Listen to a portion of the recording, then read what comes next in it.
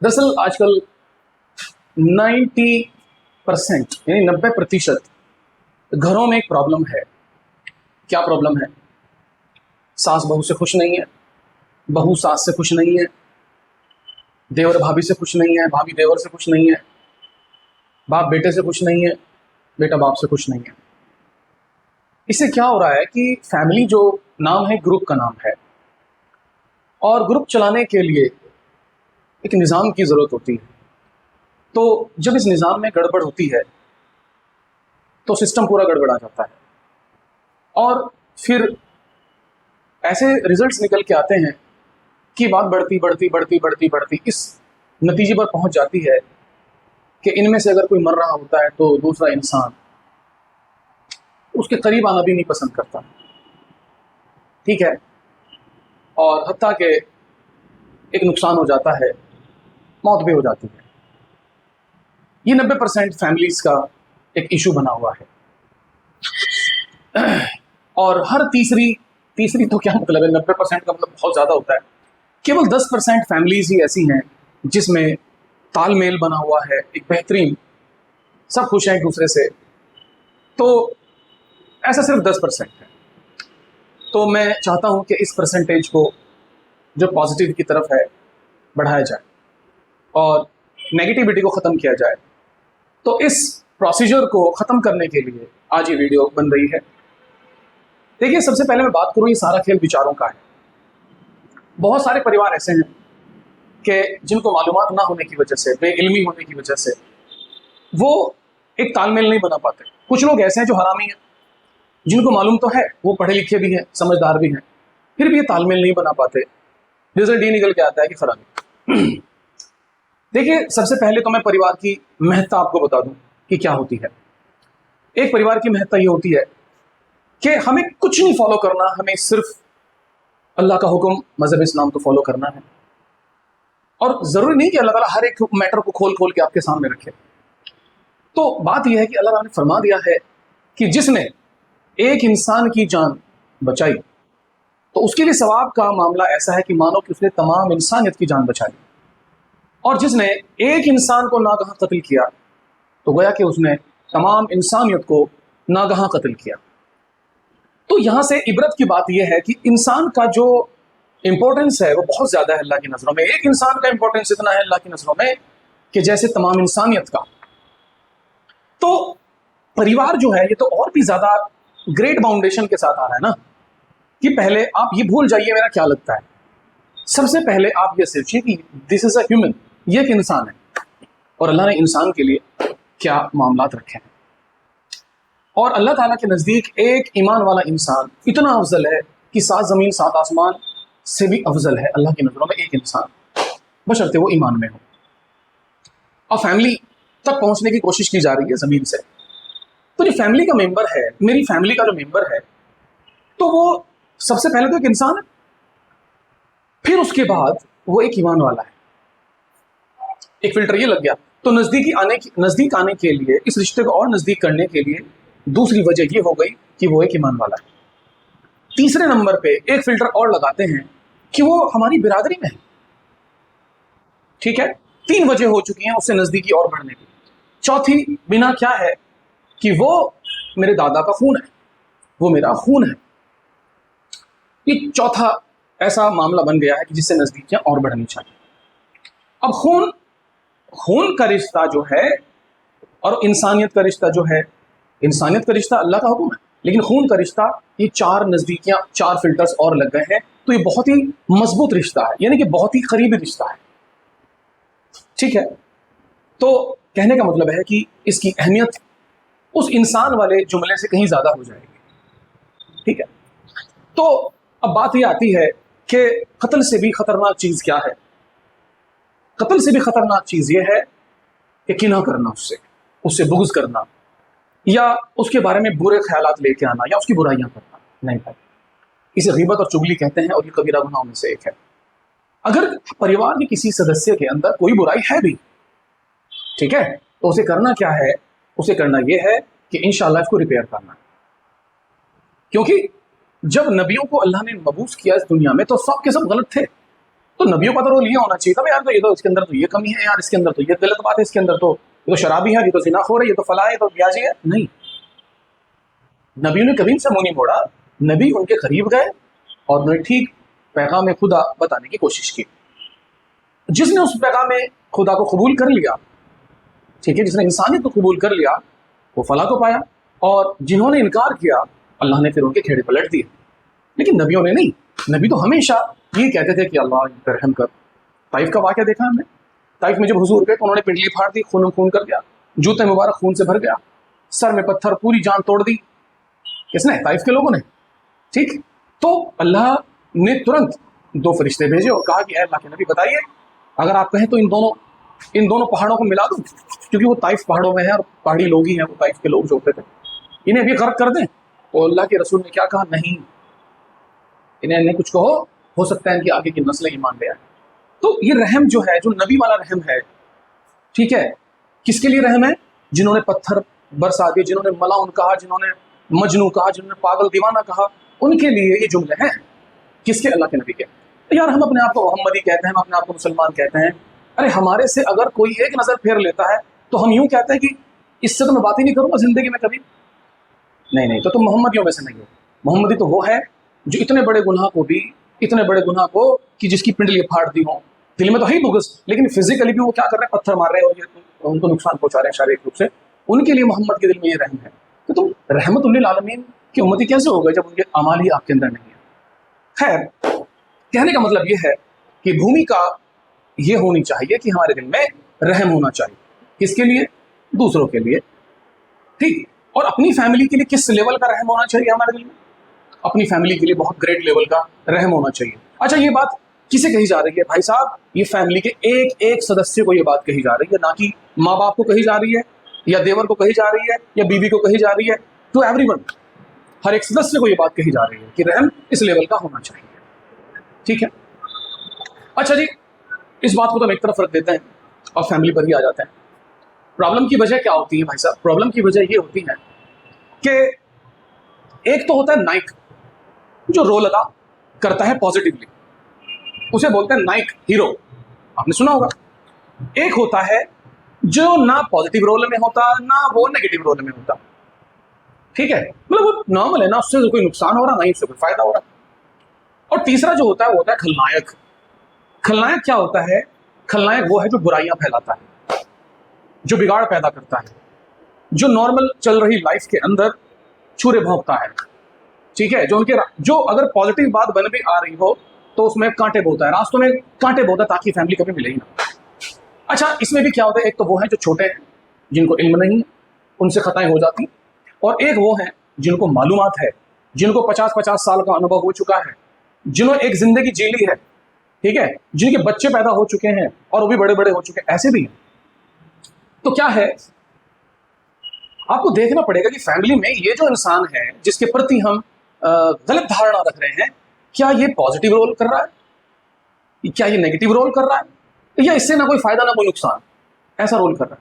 तो देखिए, जिस तरह से जब शरीर बीमार पड़ता है, ठीक है, ऐसा लगता है बस आखिरी वक्त है, ठीक है, तो हम इसे छोड़ देते हैं या फिर इसे रिपेयर करने की कोशिश करते हैं, इसे डॉक्टर के ले जाके ठीक करने की कोशिश करते हैं।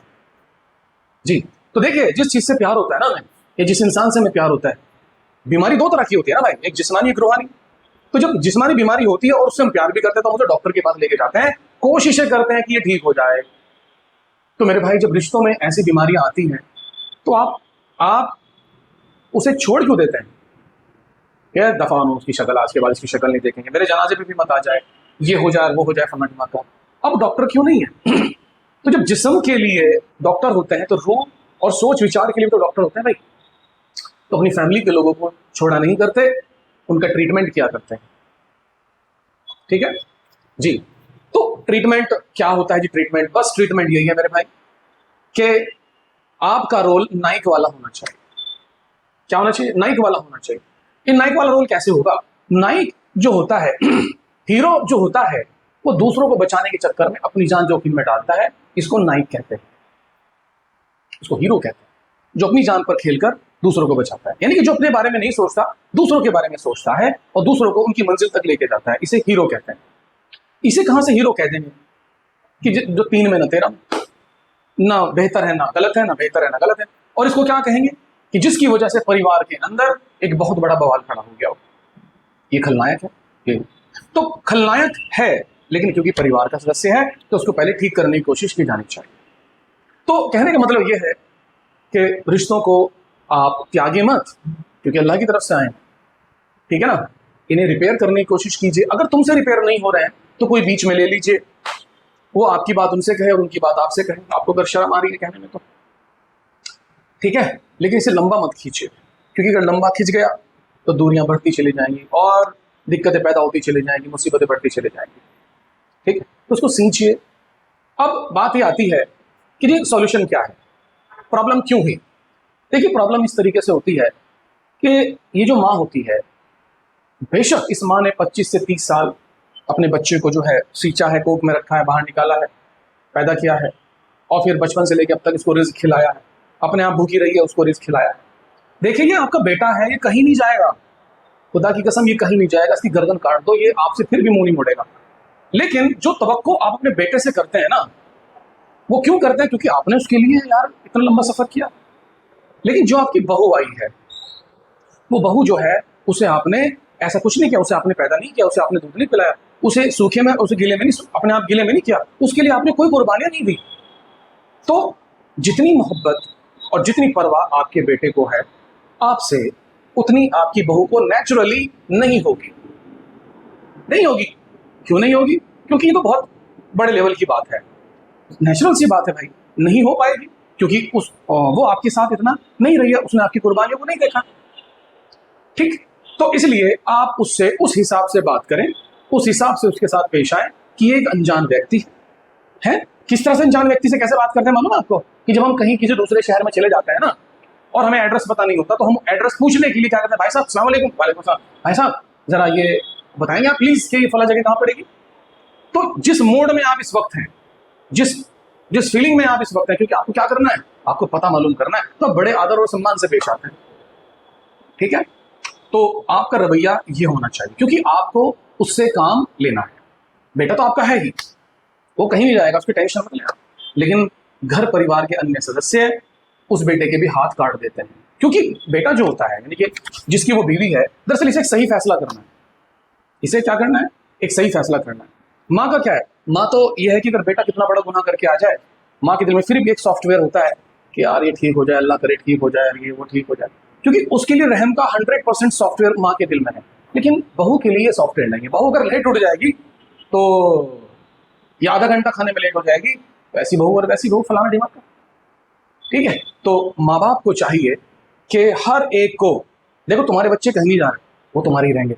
अगर आपके बेटे में और आपकी बहू में, यानी बेटा और बहू दोनों में, अगर किसी बात को लेकर झगड़ा चल रहा है, तो मैं ये कहता हूँ आज के माँ बाप के लिए कि बहू की साइड हो जाया करो, तो बेटा तो आपका है ही। ठीक है, क्योंकि आपको उससे खिदमत करवानी है भविष्य में, आप हमेशा चलते फिरते नहीं रहोगे। तो माँ बाप के लिए मेरा मैसेज ये है कि बेटे को नहीं, बहू को प्रायोरिटी दिया करो। लेकिन सास गलती क्या कर देती हैं कि अपने बेटे को, की फितरत है ना, इंसानी फितरत है कि वो बेटे को प्रोटेक्ट करती है। बेटे को प्रोटेक्ट मत कीजिए, बेटा कहीं नहीं जा रहा आपका, क्योंकि वो आपका है, वो आपके एहसान के तले बहुत जबरदस्त तरीके से दबा हुआ है। तो आपको करना क्या है? आपको उस बेटे की तरफ हो जाना है, क्योंकि अगर आप ये चाहते हैं कि खत्म, तो एक अलग बात है, ठीक है। लेकिन अगर आप ये चाहते हैं कि परिवार बना रहे, ये शरीर तंदुरुस्त रहे, इसका निज़ाम बना रहे, तो आप अपनी बहू की तरफ आ जाइए, तो बहू फिर कोई नेगेटिविटी नहीं करेगी। अच्छा जी, अब थोड़ा देवरों पे आ जाते हैं। ये देवर जो है खलनायक का काम कर देते हैं कभी कभी बेइल्मी की वजह से। क्यों? मेरी अम्मी को ये टाइम से खाना नहीं दे पाती, हम इससे बात नहीं करेंगे। नहीं भाई, अगर एक नौकरानी आप अपने घर में रखो, आपकी गैर हाजिरी में वही तो आपकी माँ के साथ होती है, तो आपको तो ये चाहिए, आपको तो डबल प्रोटोकॉल देना पड़ेगा अपनी भाभी को। क्या प्रोटोकॉल देना पड़ेगा कि भाभी मैं आपके लिए क्या करूं, भाभी मुझे कुछ काम बताओ, भाभी क्या करना है मुझे आपके लिए, भाभी बताओ मैं क्या करूं। यार मैं कहता हूं कि कुत्ते के अंदर भी, सुअर के अंदर भी इतनी गैरत होती है कि अगर कोई मेरे लिए एक कदम चल रहा है, ठीक है, तो मैं भी इसके लिए कुछ करूं। लेकिन आपके रवैये भाभीियों के साथ क्या होते हैं वो आप बेहतर जानते हैं। भाभी ये भाभी वो, भाभी ये भाभी, नहीं भाई, नहीं नहीं नहीं नहीं, वो आपकी वंश को चला रही है, आप उसकी सपोर्ट में। अच्छा आप मुझे बताइए कि आपने कभी भाभी से जाके पूछा, भाभी आपके अम्मी अब्बू कैसे हैं, भाभी आपके घर में कोई दिक्कत तो नहीं हो रही है? भाभी घर में कोई परेशानी वाली बात तो नहीं है? अरे फिर वो कैसे पूछ लेगी तुम्हें? नहीं पूछेगी ना आपको। जी, आपको क्या सलाहियत है, मतलब हाँ भाभी मेरे लायक कोई अगर खिदमत होगी कि आपके परिवार में उसको ये वो सब चीज नहीं। भाभी भाई ससुराल जो होता है लड़की का, उससे तो हमारा कोई रिश्ता है ही नहीं, वहां तो जाना ही नहीं चाहिए ज्यादा, वहां तो इज्जत कम हो जाएगी। नहीं, इंसानियत पे आओ। अगर एक बेहतर इंसान हो तो एक इंसान के काम आओ, लेकिन भाभी के ही काम नहीं आने का, तमाम रिश्तेदारों के काम आना। तो देखो ऐसा है, कुल मिला के बात यह है, जैसा आपने रवैया अख्तियार किया है वैसा ही आपको रिजल्ट मिल रहा है। अच्छा जी, अब थोड़ा सा तंज भाभीियों की तरफ आ जाती है करने के लिए। कुछ औरतों को भी ट्रेनिंग घर से मिल के आती है कि बेटे वहां पे ये मत करना, तो ये हो जाएगी, वो हो जाएगी, फला हो जाएगा, इसके काम मत करना, उसका लोड भी तेरे पर है, उसके कपड़े भी धोने पड़ेंगे, उसका खाना भी तो नौकरानी बन के रह जाएंगे। नहीं नहीं नहीं नहीं, खिदमत से खुदा मिलता है। ये तंज किसके ऊपर है? ये तंज उसके ऊपर है जो घर में भी आई है, बहू। तो बहू को भी अपनी वैल्यू खुद बनानी पड़ेगी, बहू को भी ऐसा संयम दिखाना पड़ेगा, बहू को भी परिवार बांधना पड़ेगा। ठीक है, तो क्योंकि वो देवर जो नेगेटिविटी दर्शा रहा है, वो अगर अपनी सास का खाना नहीं बना के देख सकती है, मतलब ऐसा नहीं होता कि शुरू शुरू में देखो सब पॉजिटिवली होता है, ठीक है, लेकिन ज़्यादातर मैं ये कहूँगा कि लड़की हो या देवर हो या सास हो या वालिद हो, देखो ये हमसे पहले दुनिया में आए हुए हैं, इनको बेहतर पता होना चाहिए कि इस प्रॉब्लम को कैसे सॉल्व करना है। पहली बात तो प्रॉब्लम क्रिएट ही नहीं होनी चाहिए। अगर आप एक इंसानियत वाला मामला रखोगे तो प्रॉब्लम क्रिएट होगी ही नहीं। ठीक है, जब कोई सास आके ये कहती है भाई मेरी बहू मेरे लिए ये करती है नेगेटिव, तो मुझे हंसी आती है उसके ऊपर। यार तुम्हारे अंदर वो हुनर और तुम्हारे अंदर वो इल्म और वो तुम्हारे अंदर वो काबिलियत नहीं है कि तुम किसी बहू से काम करा लो। ठीक है, आप ही के अंदर वो सलाहियत नहीं है कि आप अपनी किसी से काम करा लो या उससे अपनी इज्जत करा लो। इज्जत तो कमानी पड़ेगी भाई, इज्जत कमाने की चीज़ है, रिस्पेक्ट कमाने की चीज़ है। रिस्पेक्ट अगर नहीं कमा रहे हो तो आपको कुछ भी नहीं मिलेगा। ठीक है, और एक आखिरी मैसेज ये होगा तमाम, बस इतना कर लीजिए कि इंसान बन जाइए। और एक इंसान वो होता है जो मेरा नुकसान हो जाए लेकिन इसका फायदा हो जाए। जब आप दूसरों के फायदे की बात करने लग जाएंगे तो इंशाल्लाह आपको भी रिटर्न में फायदा मिलेगा। अब चाहे बहू का सास के लिए हो या सास का बहू के लिए हो, देवरों का भाभी के लिए हो, भाभी का देवरों के लिए हो, जब ये लोग आपस में एक ऐसी बाउंड्री क्रिएट करें कि मैं आपके लिए कुछ करना चाहता हूँ और कर रहा हूँ, तो इंशाल्लाह इस प्रॉब्लम में, मतलब इस मसले में कोई दिक्कत नहीं आती। उम्मीद करता हूँ मेरा मैसेज आप लोगों को पहुँच गया होगा, समझ आ गया होगा। वीडियो